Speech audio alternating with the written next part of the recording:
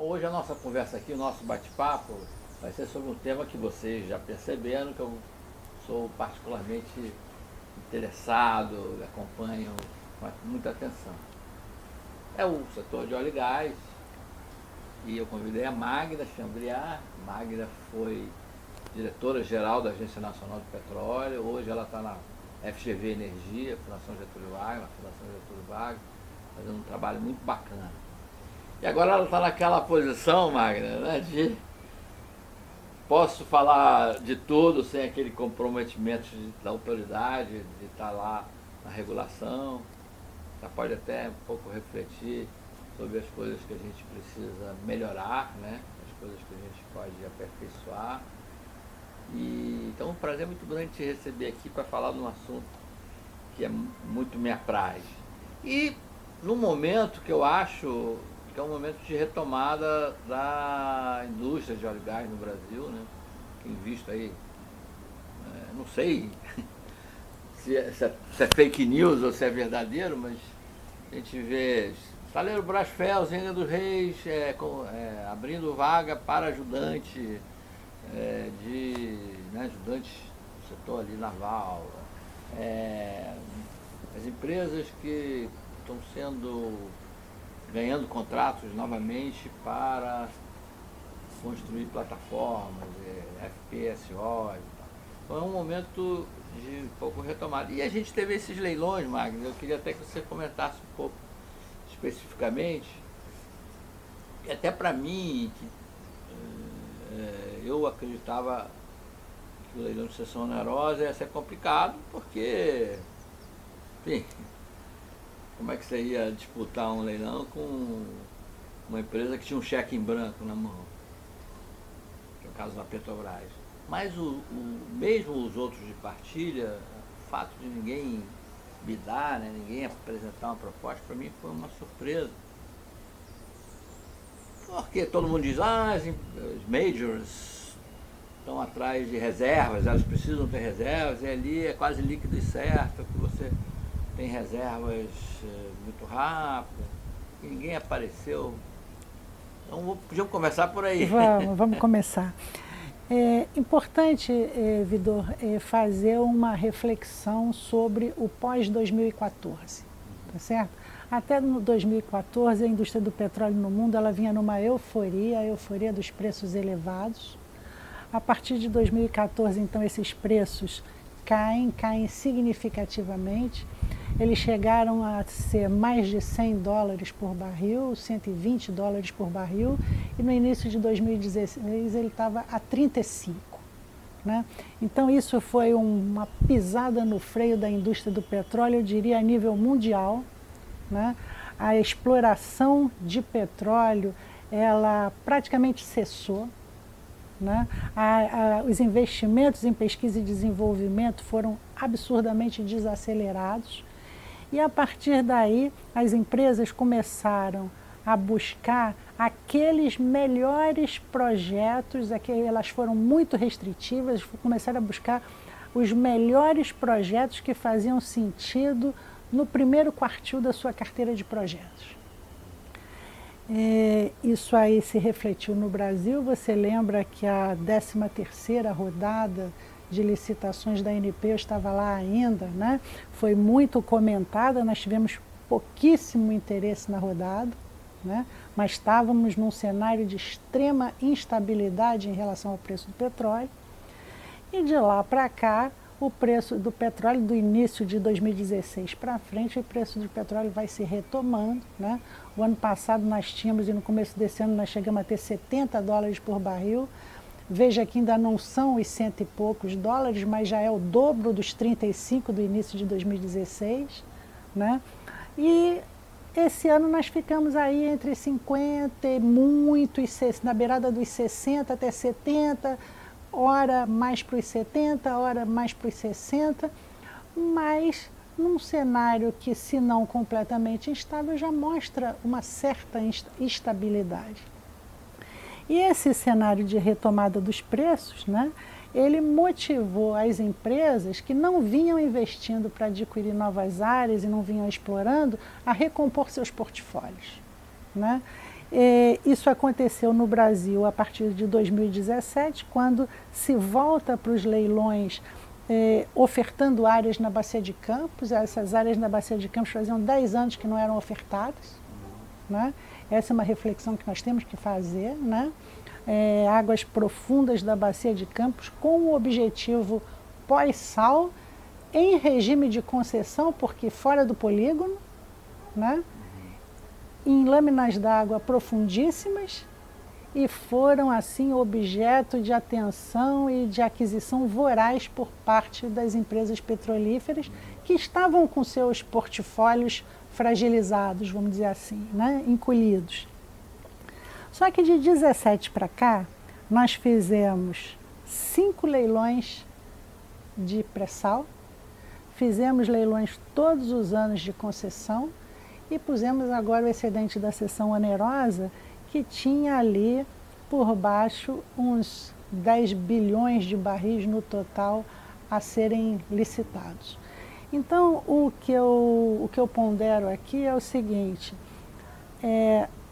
numa oportunidade dessa de 10 bilhões de barris, com um bônus de assinatura de 106 bilhões de reais, né? Da ordem de 25 bilhões de dólares, num momento em que as petroleiras vêm recompondo seus portfólios de maneira mais barata desde 2017, né? Eu diria que foi bônus demais, incerteza demais, porque nesse momento também se colocou na mesa uma compensação para a Petrobras por instalações que já existiam lá. Cujo valor a gente não sabia qual mas era. O governo e a Petrobras não foram capazes de acordar um valor, né? Então, o contrato dizia assim, o edital dizia, olha, é no mínimo isso, mas o máximo ninguém sabe. As empresas vão, ao adquirir as áreas, se acertar com a Petrobras, e se não se acertarem, tem uma cláusula no contrato de arbitragem. Então, quando você já diz isso de cara, você já diz assim, olha, tem muita chance de não ter acordo e disso te dá uma dor de cabeça, né? Some-se a isso que as empresas que pagaram bilhões de reais em licitações anteriores, elas têm uma pressão dos seus acionistas para dar retorno sobre um investimento bilionário, não é isso? Então, o bônus de assinatura, eu não vou dizer em última análise, eu vou dizer numa primeira análise, ele compete com investimento exploratório e investimento em produção, porque quando você compra uma área, aquilo ali não é um trabalho exploratório, aquilo ali não gera área, aquilo simplesmente coloca na sua carteira um projeto em que você tem direito de investir para produzir, explorar e produzir, né? Então, eu diria que as empresas que investiram bilhões em bônus de assinatura nas rodadas anteriores, elas têm que se preocupar, sim, em dar retorno o mais rápido possível. Isso significa investir para produzir o mais rápido possível. É isso que os acionistas dessas empresas esperam dela. Então, no momento que os acionistas dessas empresas estão esperando isso delas, parece não ser o melhor momento de arcar com 25 bilhões de dólares de bônus de assinatura, né? Eu acho que é isso que estava na mesa. O contrato de partilha de produção, ele é um contrato interessante porque ele permite uma composição de retornos, né? Eu posso ter bônus de assinatura altos e parcela de óleo da União ao longo do tempo baixa ou vice-versa, né? Então, eu acho que esse equilíbrio entre bônus de assinatura e parcela de óleo para a União ao longo do tempo não levou em consideração que as petroleiras já tinham recomposto a sua carteira de projetos e tinha uma obrigação para seus acionistas de investir e acelerar a produção no Brasil. Isso aconteceu no outro leilão de partilha também, na sua opinião? No a seguir, sim, né? Aconteceu. O que a gente vê é que o Brasil não está sozinho no mundo, né? Ele está num contexto que é global, né? E nesse contexto global, no pós-2014, se vinha falando muito de ciclo curto de investimentos, investimento em projetos não convencionais nos Estados Unidos, e os investidores, vamos dizer assim, fundos, bancos, etc., estavam muito preocupados com a instabilidade e buscando ciclos curtos de investimento, né? E que o não convencional, que a exploração em terra dava. Só que de lá para cá, né, as empresas multinacionais elas perceberam que podiam ter projetos maravilhosos, atraentes, tão ou mais atraentes do que esses não convencionais, em águas profundas, e o Brasil despontou nesse cenário, né? Despontou nesse cenário mostrando o seguinte: olha, projetos em águas profundas, embora sejam projetos de ciclo mais longo de investimento, podem ser extremamente atrativos. Nós temos um poço, o poço que mais produziu no pré-sal chegou a produzir 50 mil barris de petróleo equivalente por dia. Você imagina um único poço produzir 50 mil. Tem um monte de projeto pelo mundo, no Golfo do México, na África, no Mar do Norte, que não chega a produzir num campo 50 mil barris por dia, e a gente conseguia produzir isso, somado todos os poços, né? E a gente consegue então ter um único poço capaz disso. Então esse é o pré-sal, né? Com essa dimensão, as carteiras das empresas se encheram desses projetos. Mas continuar assim, com a opção política de bônus de assinatura elevados, em prol do curto prazo do Brasil. O Brasil precisa, a gente não tem dúvida de que o Brasil precisa desse dinheiro, né? Mas nesse momento a gente tinha que ter, eu acredito, combinado melhor com o adversário, né? Combinado com os russos. É isso. Então a gente tinha que ter combinado um pouquinho melhor e talvez ter feito um monitoramento melhor do mercado. É isso que eu acredito, né? Agora, assim, esse monitoramento, ele é delicado e ele envolve, sim, uma posição que é política. As pessoas falam muito de contrato. O contrato da partilha é ruim, o contrato da concessão é bom. Tem gente que diz que não, que a concessão é que é ruim, a partilha é boa.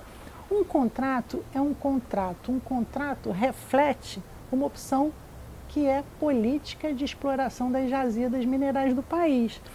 Então, no fundo, os dois contratos falam de período exploratório, de quanto tempo eu vou demorar para adquirir uma sísmica, de quanto tempo eu preciso, em quanto tempo eu preciso perfurar um poço, como é que eu peço uma licença ambiental, como é que eu dou garantias para o governo hospedeiro que eu vou fazer aquilo tudo que eu cumpri, como é que eu presto contas das minhas atividades.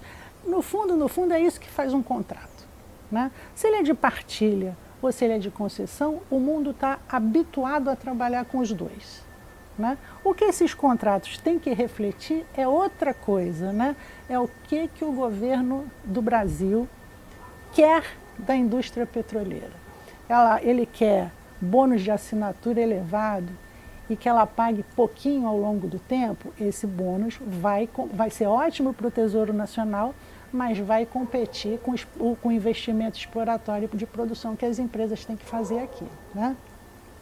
Se tiver algum outro país que mesmo, vamos dizer assim, que mesmo tendo jazidas não tão boas, proporcionem bônus de assinatura melhor e retorno do investimento mais rápido, em águas profundas, ainda que os prospectos, as oportunidades não sejam tão boas como o pré-sal, pode ser que o retorno econômico desses projetos traga vantagem se você comparar bônus de assinatura elevadíssimos no primeiro momento. Então, eu acho que é o monitoramento que tem que ser feito ao longo do ano.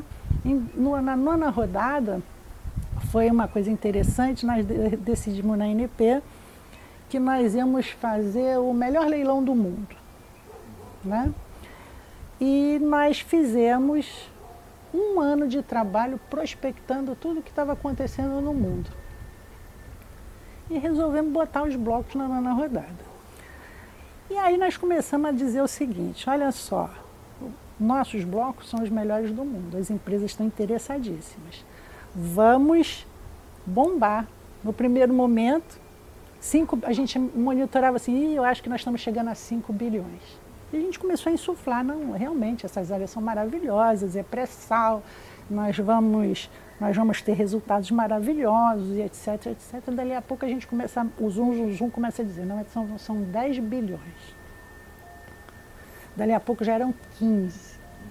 Dali a pouco eram 20. Eu acho que quando a gente chegou a monitorar 20 bilhões, o país se assustou.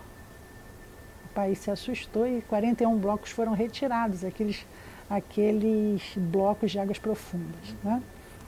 Dentre aqueles blocos tinha uma coisinha ou outra boa, mas eu diria que o melhor do pré-sal não estava ali. Então hoje eu me pergunto o que teria acontecido se a gente tivesse introduzido aqueles 41 blocos, continuado explorando e pudesse ter o benefício de continuar colocando pré-sal dali para frente. Essa é uma reflexão que a gente tem que fazer. É uma pena, né? Mas a história não volta para trás? Não, a história não volta para trás, mas a gente tem que entender que quem está com a caneta na mão não vai acertar 100% das vezes e também não vai errar 100% das vezes, né? A gente procura acertar o mais possível, né? E eu acho que a sociedade também não tem que esperar que tudo sempre dê certo 100%. Mas sabe também, Magda, ali tinha um famoso campo de Búzios, né? Uhum. Que a Petrobras está explorando de forma de exceção onerosa. E esse campo surpreendeu. Nem as maiores... Mas você sabe como é que ele saiu, aquele campo? Aquele campo foi uma coisa interessante que mostra assim as pegadinhas exploratórias da atividade do setor petróleo, né? Quando se abriu o mercado, né, apareceram os contratos do chamado Round Zero, né? E esses contratos do chamado Round Zero foram assinados pelo Davi Zilberstein, lá em 1998, né? Eles foram assinados em 6 de agosto de 1998. E dentre esses contratos estavam dois, né? Um contrato chamado BS-500 e um outro contrato chamado BS-4. Naquela época, a abertura proporcionou à Petrobras uma possibilidade. Ela disse assim, olha, todos os campos de petróleo que você já opere, você pode ficar com eles, desde que você veja a atratividade econômica nesses campos. Em relação às áreas exploratórias que você já opera, já está investindo, você também pode ficar com todas as que você escolher, desde que você demonstre capacidade econômico-financeira para tocar essas áreas. Bom, a Petrobras ficou com todos os campos, abdicou de 62 campinhos muito pequenininhos, que depois viraram áreas inativas com acumulações marginais, né? Segurou para ela alguns blocos que ela chamou de Golden Blocks, e o BS-500 era um desses Golden Blocks, e segurou também, buscando parceria para a operação, alguns blocos que eles chamaram de Blue Blocks, e o BS-4 foi um deles.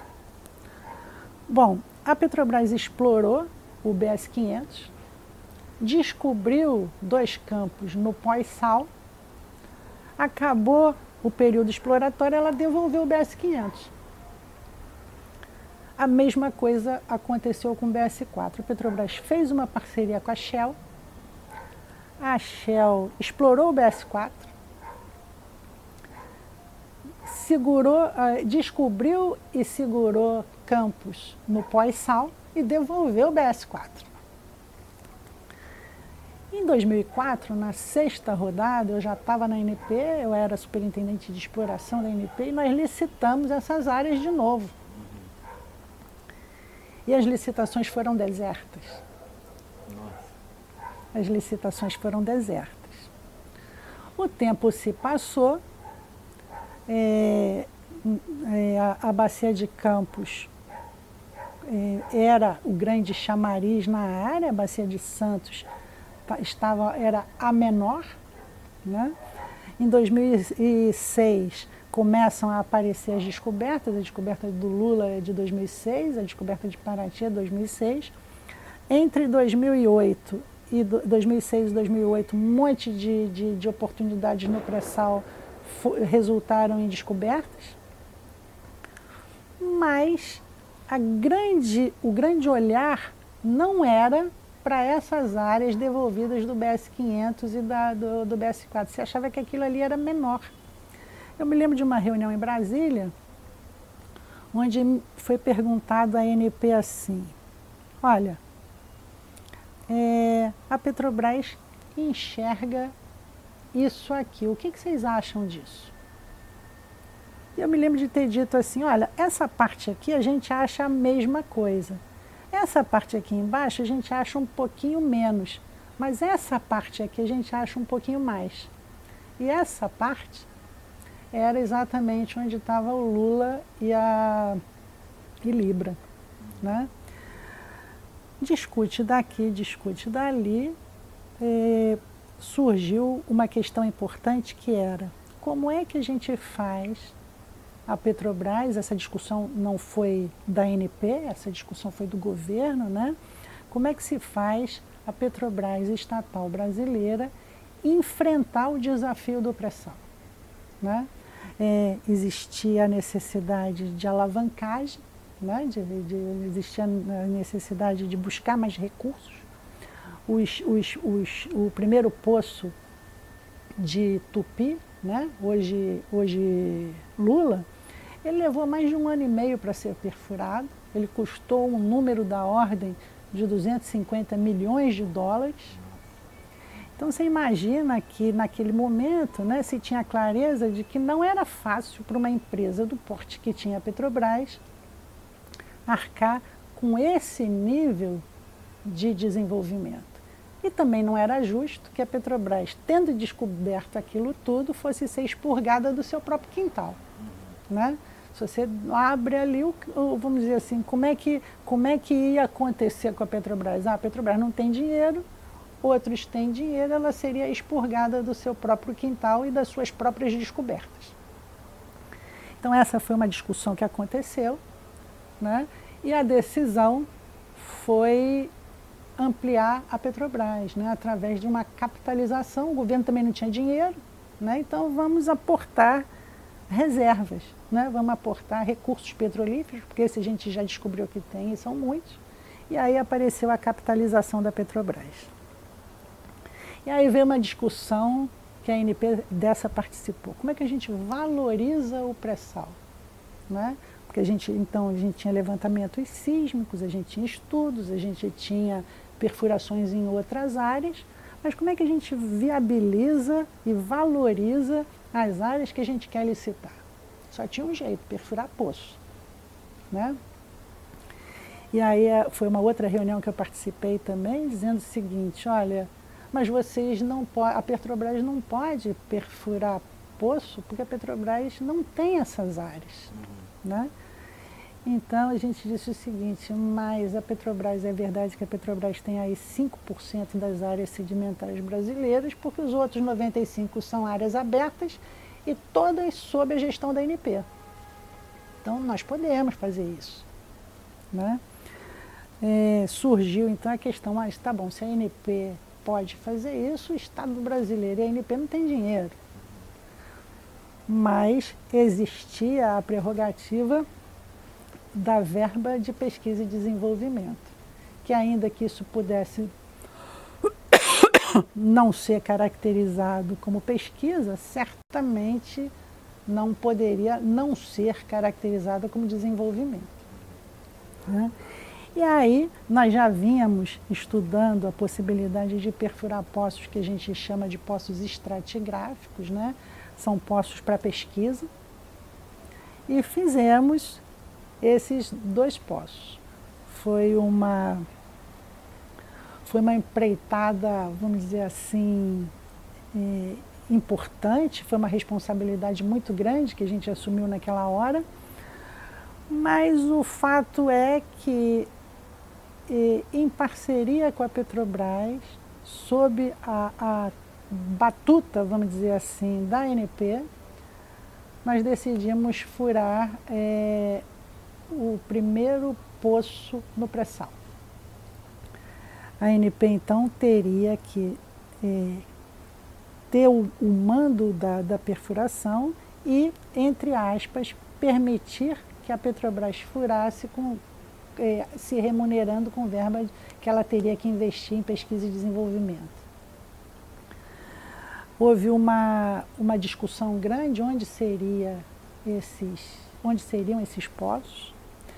E naquela época a Petrobras entendia que aquilo ali tinha que ser furado no Nordeste de Lula, o campo que hoje se chama, se eu não me engano, Sépia.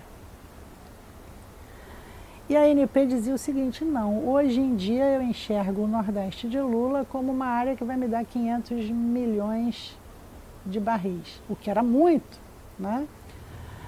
Mas a gente quer capitalizar 5 bilhões. Né? Então, se a gente for furar 500 milhões, nós temos que furar 10 vezes isso. Nós não vamos furar 10 poços. Então, vamos buscar uma coisa maior, e a gente achava que o maior era o Búzios, né? Houve muita discussão a esse respeito, nós fizemos um grupo de trabalho, né? Teve até uma coisa interessante nesse grupo, porque na ANP eram 3 moças que estudavam isso. 3 moças muito bonitas. Jovens, bonitas, bem treinadas. E elas foram lá discutir a locação do ANP1. Né? Eu estava viajando nessa época. Essa é uma história que vale a pena registrar. Não, tô adorando, né? tô adorando. Vale a pena registrar. E elas foram à Petrobras e me ligaram de lá. Magda, não é possível. A gente chegou aqui, estamos tratando desse assunto e ninguém acredita na gente. Eles não querem isso, eles querem outra coisa, não sei o que a gente faz. Eu digo assim, a primeira coisa que eu vou fazer é o seguinte: se eles não estão acreditando em 3 moças jovens e bonitas, eu vou fazer o seguinte: eu tenho um geólogo velho aqui, com cara de bravo, chama ele, né? Eu vou chamar ele, vou mandar ele aí ajudar vocês. Liguei para ele hoje está na Queiroz Galvão, e disse assim: olha, por favor, você vai lá na Petrobras, ajuda as moças, né? E diz para eles o seguinte: se não for ali, não vai ser em lugar nenhum, porque a ANP não topa. Né? Aí ele foi com uma cara de bravo dele, ele acha que ele é o pai do pré-sal até hoje, e de uma certa forma é também, né? O pré-sal tem vários pais e várias mães, mas é também. E ele foi lá e briga daqui, briga dali, deslocaram o poço de que as meninas tinham dado, as meninas, as moças, né? Uns 200 metros, o poço foi furado e deu 173 metros de coluna de óleo praticamente contínua. E esse poço, vamos dizer assim, foi testado na véspera do fechamento do trabalho de certificação de reservas que a ANP tinha contratado para a capitalização da Petrobras. Eu me lembro que a empresa que ganhou a nossa licitação foi a Gaffney Klein. E eu me lembro que o geólogo da Gaffney Klein, quando viu o teste, olhou para mim e falou assim: unbelievable. Né? No segundo poço, também o ANP2, né? Foi uma coisa parecida, só que naquele momento a gente achava que aquela área mais a nordeste de Lula já estava razoavelmente conhecida e que a gente não precisava tanto de um poço ali. Eu queria furar um poço mais a sudeste daquela área. Mas quando a gente foi olhar a licença ambiental, da área, do campo como um todo, estudo ambiental. E aí nós tínhamos aí então um conjunto de campos, né, para fazer a capitalização, e a gente entendia que nós tínhamos que botar uma coisa muito grande no primeiro leilão de partilha, para chamar a atenção do mundo. Havia um grupo no Ministério e no governo, né, que dizia, e na própria Petrobras, que dizia assim, não, o primeiro tem que ser um teste, e sendo um teste, tem que ser uma coisa menor. E aí aparece o Nordeste de Tupi de novo, que hoje em dia não tem nada de tão pequeno, né? Ele também cresceu, superou as expectativas. Quando a gente faz uma coisa dessa, né, aí venceu a opinião com a qual que era também a minha, que se a gente tinha chamado a atenção do mundo para dizer que nós tínhamos uma coisa grandiosa, a primeira licitação precisava ser grandiosa. Né?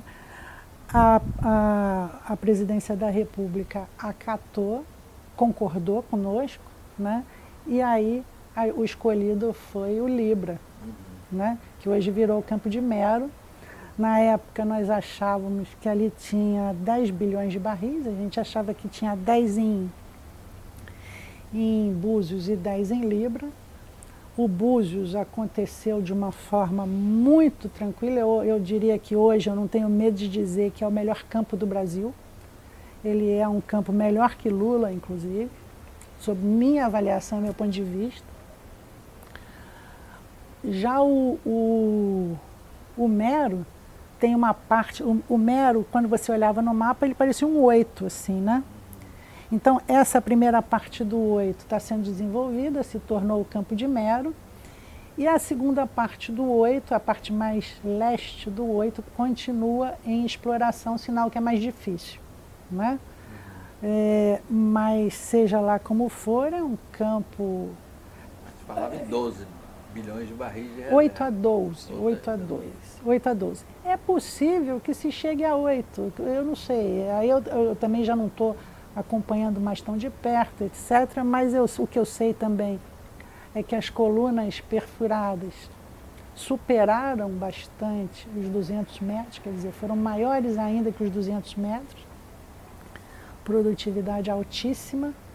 Então eu vou dizer para você, Vidor, o seguinte, quem investiu ali não perdeu dinheiro não. Né? O campo pode não ter sido, em termos de reserva, exatamente o que se esperava, mas foi longe de dar prejuízo, e naquele momento o bônus de assinatura foi de 15 bilhões de reais, né? Quer dizer, foi o primeiro bônus de assinatura bilionário do Brasil. E outra coisa que eu acho que, assim, olhando para trás, a gente vê que como é que o pré-sal alterou a dimensão das coisas no Brasil, né? Quando as empresas tiveram que vir para cá pagar o bônus de assinatura do pré-sal, elas tinham que pagar com uma guia de recolhimento da União, uma GRU. E a GRU do Brasil não permitia pagamento em bilhão, não cabia. Então, o governo federal, o Tesouro Nacional, o governo federal, o Ministério da Fazenda teve que alterar a GRU do Brasil para permitir o pagamento do bônus de assinatura de Libra. Né? Então, eu acho que, vamos dizer assim, é uma oportunidade de eu estar aqui conversando com você e registrando essas coisas. Eu nem sabia que você ia revelar esses bastidores. Né? Não, mas é que eu acho que, vamos dizer assim, de alguma forma é nossa obrigação contar um pouco da história do Brasil. Foi uma história que eu diria que foi muito motivante, ela foi muito, vamos dizer assim, vibrante para todos nós que participamos dela. E eu não queria deixar essa história para contar para os netos, né? Eu acho que eu tinha que contá-la antes, né? Claro. Agora, Magda, ali no pré-sal ainda tem coisas para a gente se surpreender? Tipo Búzios, tipo Libra? Eu diria que no petróleo existe uma máxima, né? diz o seguinte: primeiro a gente acha o elefante, depois vem as patinhas e os rabinhos, né? Então eu diria que a gente tem Búzios, a gente tem Libra. Nessa sexta rodada se licitou uma área muito, aparentemente muito grande, mas mais arriscada, que foi a Irã, né? Então ainda tem sim, ainda tem coisa grande, mas eu particularmente não espero mais 10 bi, né? Agora 2 bi é muita coisa, Nossa. né? 3 bi é muita coisa, 1,5 bi ainda é muita coisa, né? Está acostumado com um campo de 50 milhões de barris, 100 milhões de barris. 150 milhões de barris era um campo gigante. Pois Até é. que veio Marlim com 500 milhões de barris. Não, né? Marlim chegou a 2 bi. Chegou a 2 bi, o Roncador 2,5, né? Mas assim, como eu disse, no auge das discussões do pré-sal, quando a gente estava decidindo aonde furar, a discussão era o seguinte: vocês estão reclamando de uma oportunidade exploratória que pode ter 500 milhões de barris? A gente diz o seguinte: se fosse antes, não, a gente estaria batendo palma. Só que agora a natureza nos ofertou uma coisa maior. Milhão, né? Então, já que nós saímos do 1 milhão para o bilhão, por que não nos beneficiarmos dos bilhões, né? Então, acho que foi uma coisa desse tipo que, vamos dizer assim, que aconteceu ali de 2016 até 2014. 2006 até 2014. Então, em função disso, a atividade exploratória no Brasil, quer dizer, começar a procurar óleo e gás, furar poço, ela volta a caminhar, não é? Se você olhar, Vidor, o que está sendo produzido hoje, né, foi o que foi descoberto naquela época, né? Essas licitações de águas muito profundas, elas têm um período aí que, se for rápido, 7 anos, né? 7 anos, 10 anos de maturação. Então, o que foi licitado em 2017 vai dar, se tudo der certo, resultado lá para 2025. Né? Óleo no tanque mesmo lá para 2025. O que nós estamos produzindo hoje e o que está permitindo o aumento de produção foi o que foi perfurado e descoberto naquela época. Né? Sim, mas a atividade exploratória em si já agita a indústria. Ah, né? sim, agita. Mas eu diria o seguinte, que agita a indústria, mas que o Brasil teve o mérito, né, e esse foi um mérito, de no auge da crise econômica, no auge da crise da queda do preço do petróleo, garantir a manutenção de uma atividade que a gente chama de desenvolvimento da produção, que essa sim, vamos dizer assim, resultou na produção de hoje. Né? Então, você lembra dos replicantes, né? Para desenvolver o pré-sal, a Petrobras decidiu construir 8 FPSOs do porte de 150 mil barris por dia. Né? Acabaram sendo 6, né?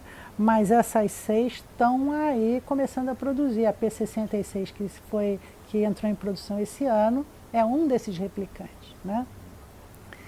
E nesse diapasão aí chegamos a cerca de 3 milhões de barris de petróleo por dia.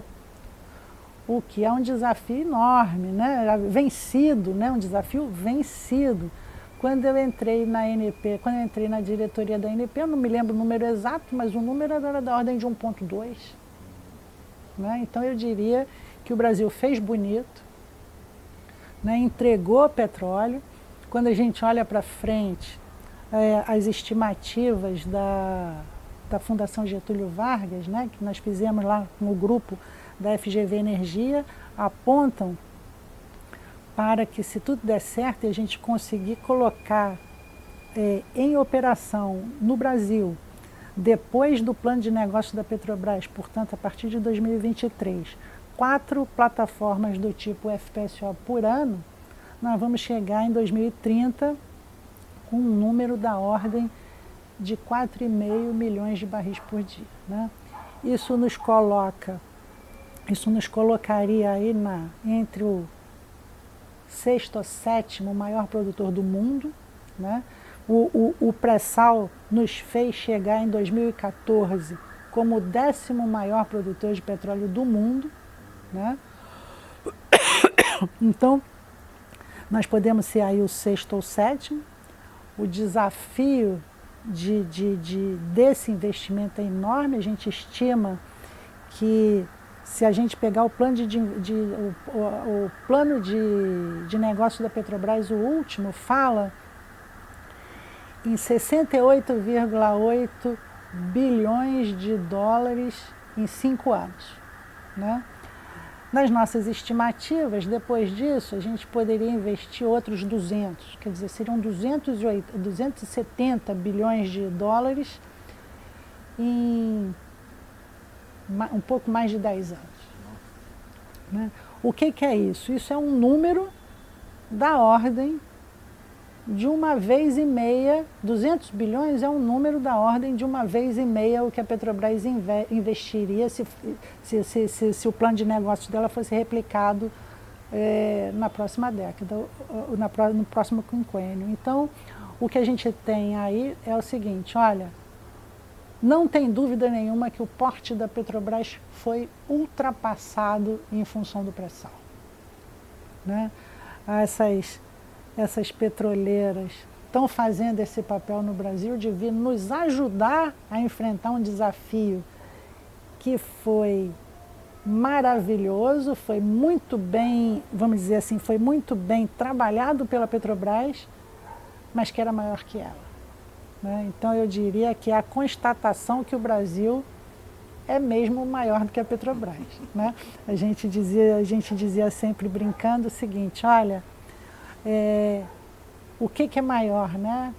O Brasil é maior do que a Petrobras, ou a Petrobras é maior que o Brasil em termos de setor petróleo, né? E eu diria que o pré-sal, essas licitações, todo esse esforço exploratório e todo esse investimento projetado está mostrando que o Brasil é mesmo maior do que a Petrobras. Olha, eu acho que eu estou gostando desse bate-papo, porque eu vou dividir em dois, tá? Vai ter dois, eu não vou deixar essa moça sair daqui tão cedo. Agora que eu peguei ela aqui contando historinha, vamos esticar essa conversa, porque vai ser Magda 1, Magda 2.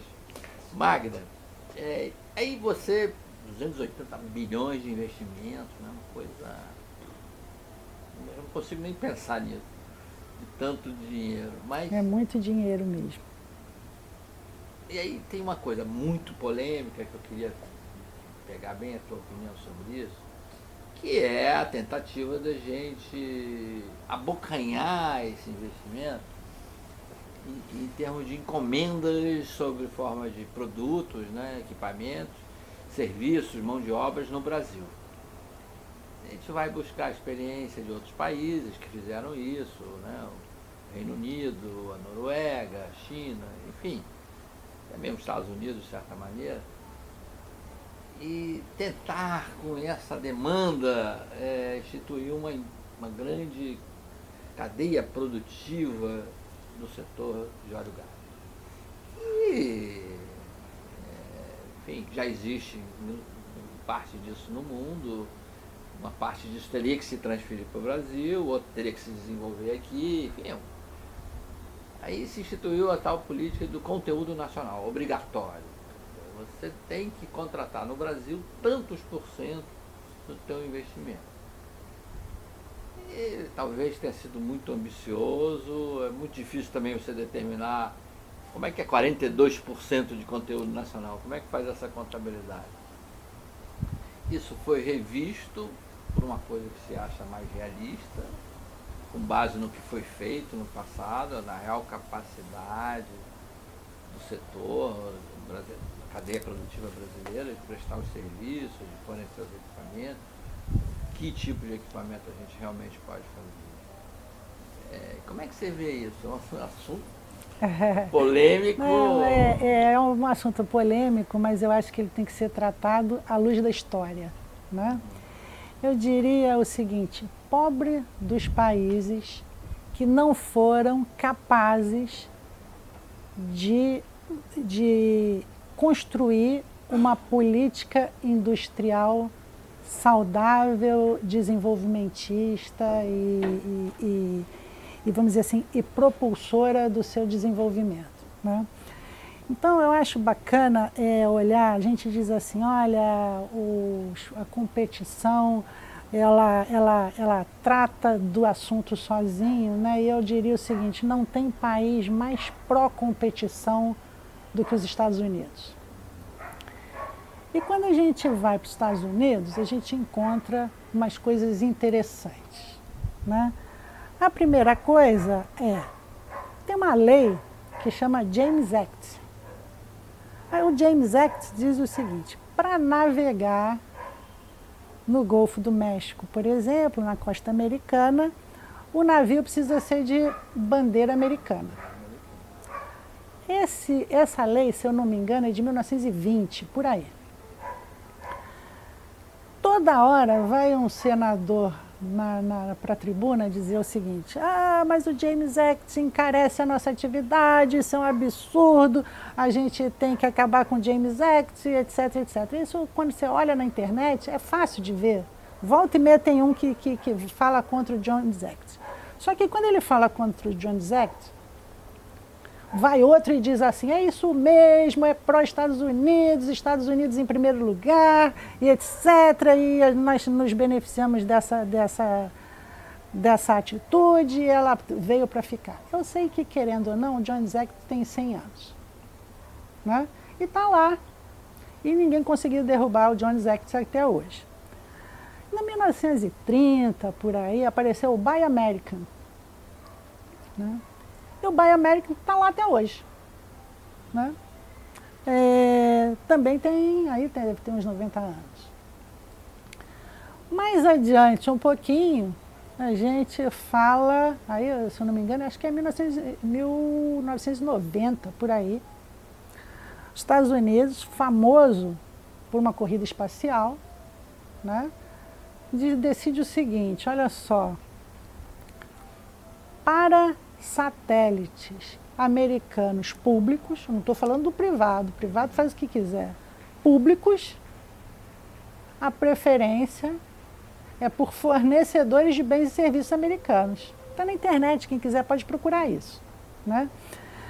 Então eu diria o seguinte, muito bacana isso tudo, mas o país precisa saber o que deseja ter.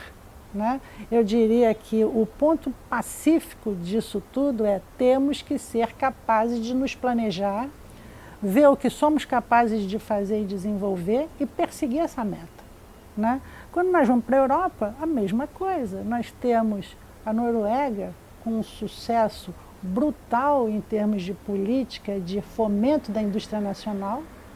Eles são um exemplo que eu diria assim, não tem exemplo igual no mundo em termos de indústria do petróleo que a Noruega. Eu sou fã deles em termos de abordagem do setor, em termos das indústrias norueguesas, em termos da confiança nos seus gestores, do povo norueguês.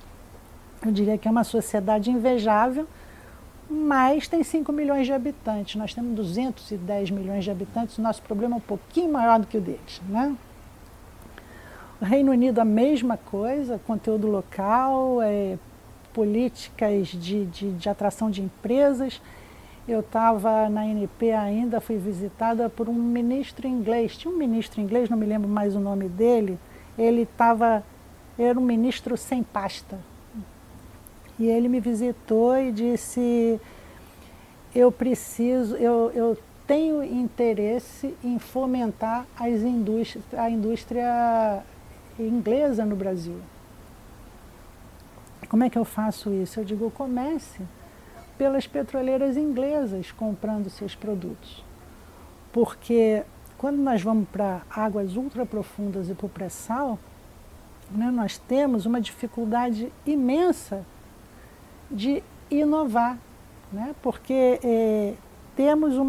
começa a se ter uma aversão ao risco muito grande, porque a responsabilidade é muito grande. Né? Então, você abrir o seu portfólio de empresas supridoras, né? Para novos entrantes, e que esses novos entrantes, ainda mais sendo empresas pequenas, essa é uma dificuldade muito grande, né? E aí cabe uma reflexão. Quando nós falamos isso, né, isso vale também para as empresas novas entrantes brasileiras também, né? Quer dizer, existem os fornecedores internacionais tradicionais, existem os novos entrantes, e de repente nós resolvemos fazer grandes navios, grandes plataformas, essa coisa toda, sem, vamos dizer assim, sem definir muito minuciosamente, né, qual era o nível de comprometimento que nós precisávamos ter para entregar aquilo que desejávamos entregar. Eu diria que esse planejamento, né, ele se transformou numa política de conteúdo local. Eu diria que o conteúdo local não é uma política, é mais um instrumento de política, né? E nesse ponto, então, eu acho que talvez aqueles índices de conteúdo local tenham ficado grandes demais. Mas o curioso, Vidor, é o seguinte: o Brasil não estabeleceu aqueles índices imensos de cara, né? O que o Brasil fez foi, a partir da 7ª rodada, criar uma cartilha, colocar um piso de conteúdo local, um número mínimo. Aliás, eu acho que na quinta, ela colocou um piso. Ainda é Fernando Henrique, né? Não, na quinta foi a primeira do governo Lula. Né? Então ele botou, o contrato teve um piso, e as empresas foram ofertar áreas, né? Foram entrar para adquirir as áreas e começaram a dar oferta de conteúdos locais altíssimos. E o curioso... Porque pontuava, né? Porque pontuava como parte, era 20% do bônus de assinatura, da oferta, né? E aí eu me lembro que eu peguei um dos CEOs, né, e disse assim: por que você está oferecendo 100% nesse bloco? Essa é outra coisa boa para ficar registrado, né? Por que você está oferecendo 100% nesse bloco se você sabe que 100% não é possível? E a resposta que me deram na época foi o seguinte: Magda, o bloco mais caro é o bloco perdido, né? Então eu vou pagar o bônus de assinatura em 2 etapas. Eu vou pagar o bônus de assinatura propriamente dito, e mais adiante eu pago a segunda parte dele em multa de conteúdo local. Nossa. Pois é. Só que passa o tempo, né? A parte mais sensível do ser humano é o bolso. O CEO que fez isso não está mais lá, né? E aí, de uma hora para outra, o vilão da história passou a ser a ANP, né? Essa coisa foi tão, vamos dizer assim, foi tão impactante que na 7ª rodada o conteúdo local passou a não ter só piso, ele passou a ter cap também. Porque a gente tinha preocupação que as empresas continuassem a ofertar 100%. Né? Elas não ofertaram 100%, mas elas ofertaram no cap. Obviamente aquilo não podia ser cumprido. E aí, vamos dizer assim, essa atitude acabou desmontando uma política de conteúdo local. Mas ela fez mais. Ela foi também paradigma para os conteúdos locais da partilha e da seção onerosa. E aí sim, esses ficaram elevados. Né? Esses ficaram elevados porque estavam usando um paradigma da oferta das empresas, um paradigma que não era real. Né? Então, nós entendemos que o conteúdo local precisava, assim, ser revisto. E trabalhamos muito, eu ainda estava na ANP, numa proposta que depois acabou sendo chamada de PDFOR. Né? Era um programa de desenvolvimento de fornecedores, onde a gente dizia o seguinte: olha, se eu quero que a indústria brasileira se desenvolva, pouco me importa que seja num contrato ou no outro. Pouco não me importa se for para exportar ou para usar aqui. Se você é um fornecedor e quer trabalhar no Brasil, você vendendo para o Brasil, vendendo para a Guiana, vendendo para onde quer que seja, você vai ter o seu conteúdo local reconhecido e abatido num contrato de exploração e produção no Brasil. Essa era a lógica do PDFOR. Se uma determinada empresa petroleira motivar a inserção de um novo fornecedor no Brasil, ou a ampliação de capacidade de um fornecedor antigo, ela também vai ser pontuada, não importa se num contrato ou no outro, ela vai ser pontuada e vai usar essa pontuação onde melhor lhe aprouver para cumprir a regra do conteúdo local. Eu, particularmente, gostei muito desse modelo, mas esse modelo não foi adiante, ele ficou engavetado. Quando acabou o MIDIC ainda tentou levar isso adiante. Quando o MIDIC acabou, aí que ele foi engavetado mesmo, né? E aí apareceu uma iniciativa de garantir o conteúdo local em lei, né? Essa é outra questão que está dando uma briga danada, né? O que acontece? A gente tem... É o Jones Act. Pois é. Aí as empresas dizem que isso não é justo, que isso, na verdade, torna inflexível a sua atuação, etc, etc. Mas a verdade é que a multa não pode ser intolerável, né? As multas, além do conteúdo local, vamos dizer assim, a diferença entre o remédio e o veneno está na dose, né? Eu acho que eu sou favorável à ideia, eu não sou favorável à dose, né? A dose não pode ser nem pequena demais, nem grande demais. Porque dose pequena não faz efeito, dose grande mata o paciente, né? Como é que a gente calibra esse meio termo, né? Eu acho que o grande desafio é calibrar o meio termo. Hoje em dia nós estamos no meio dessa discussão, né? Tem gente importante que fica muito brava comigo quando eu digo que eu sou favorável a gente ter uma obrigação legal. Sou mesmo, Vidor, porque o que aconteceu foi que a história mostrou que o contrato não é suficiente para amarrar o compromisso, né? Então, se a história mostrou que os contratos não foram suficientes para amarrar o conteúdo, o compromisso com o Brasil, nós temos que ter um outro tipo de atributo para um outro tipo de ação para amarrar esse compromisso, né? Mas aí tem uma questão também, a própria Petrobras não foi capaz de atingir as metas que ela mesma se propôs. E eu não sei se ela teve a mesma estratégia do CEO que disse para você que ia pagar o bônus de assinatura em 2 etapas. Mas eu não sei se também havia um pouco de superestimar a capacidade da nossa cadeia produtiva a responder esse desafio. Não sei. Eu diria que, vamos dizer assim, até 2014, nós vivemos, de 2006 a 2014, nós vivemos uma fase no mundo de excitação tão grande com o setor petróleo que se achava que tudo era possível, né? Construir era possível, era tudo muito dinheiro, explorar tudo era muito possível, tudo que se fazia era para dar muito lucro. E essa foi uma realidade de super otimismo, que eu diria que não foi uma prerrogativa do Brasil, foi uma prerrogativa do mundo. Quando eu entrei em quarentena, eu fui fazer uns estudos na Inglaterra, né? E sentei lá